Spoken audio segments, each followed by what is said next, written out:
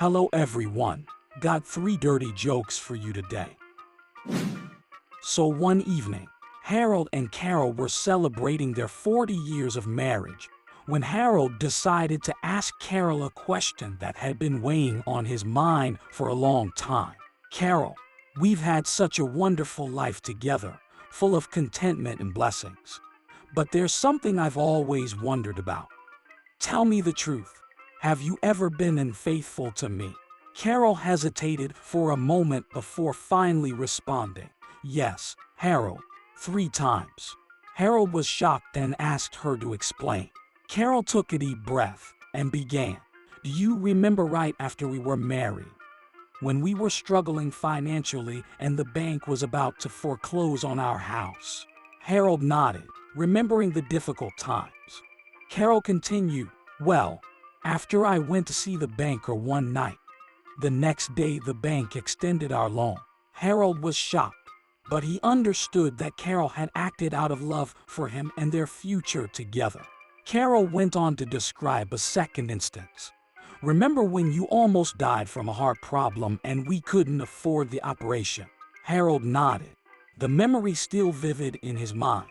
Carol continued, well, after I went to see the doctor, he performed the operation for free.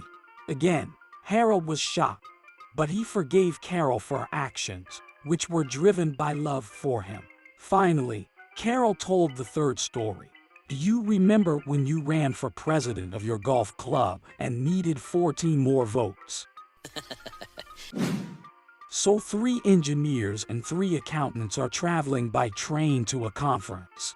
At the station, the 3 accountants each buy a ticket and watch as the 3 engineers only buy 1 ticket. How are 3 people going to travel on only 1 ticket? Asks an accountant. Watch and you'll see, answered an engineer. They all board the train. The accountants take their respective seats, but all 3 engineers cram into a restroom and close the door behind them.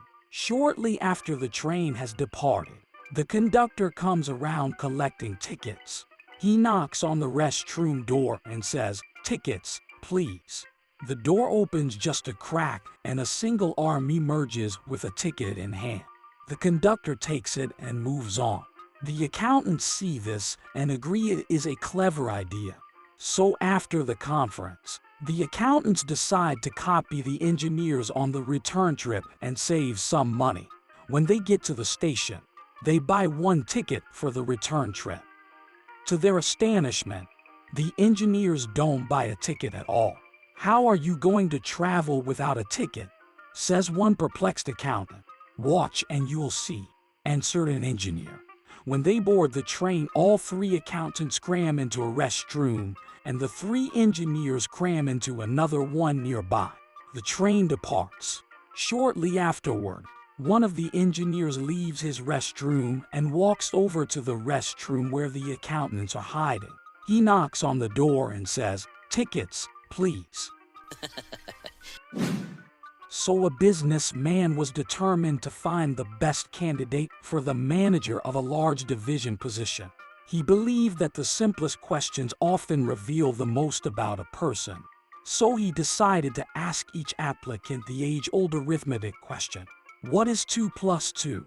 The first interviewee, a journalist, confidently replied, 22. The businessman couldn't help but raise an eyebrow at the answer, but he moved on to the next candidate, a social worker. Her response was unexpected. She said, I don't know the answer, but I'm grateful for the opportunity to discuss it. The engineer was next and, true to his profession, he pulled out a slide rule, calculated the answer, and proclaimed, it's somewhere between 3.999 and 4.001. The businessman was intrigued but also skeptical. Next up was an attorney who, with a smug smile, declared that 2 plus 2 was proven to be 4 in the case of Jenkins versus the Department of the Treasury. Finally, the businessman interviewed an accountant. When asked the question, he got up from his chair, went over to the door, closed it, came back, and sat down. Leaning across the desk, He said in a low voice, "How much do you want it to be?" And he got the job.